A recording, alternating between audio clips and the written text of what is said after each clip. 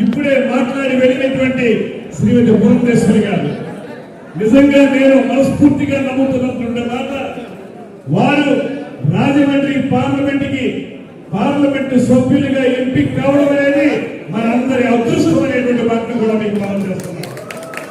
ఆవిడ కూడా కేంద్రంలో మంత్రిత్వ శాఖ ఏదో వస్తుందని అనుకున్నాం.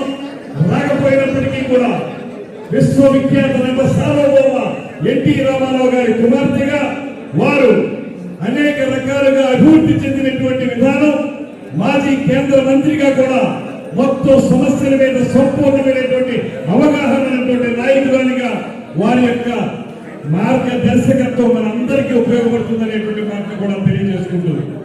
అదేవిధంగా ఇవాళ మేమందరం కూడా ఈ వేదిక మీద కూర్చున్నా ఉంటే అది మా గొప్పతనం కాదు, మీరందరూ కష్టపడి మమ్మల్ని ఈ వేదిక ఎక్కించేటటువంటి మాటను కూడా మేము ఆలోచిస్తున్నాము.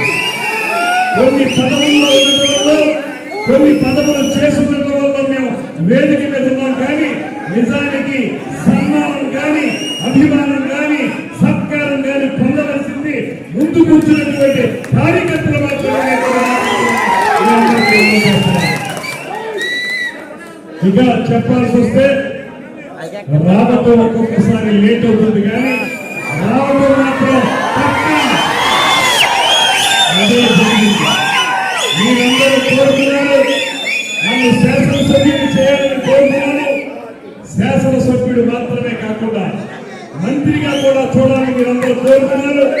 అయితే చిన్న మార్పు, ఈ స్థానం కాకుండా వేరే స్థానంలో పోటీ చేయటం. ఇందాక బుజ్జయ్య చౌదరి గారు చెప్పినట్టుగా నువ్వు వెళ్ళు ఖచ్చితంగా నెగ్గుతో లేనటువంటి మాట ఆ రోజు వారు చెప్పారు. ఏదైనప్పటికీ కూడా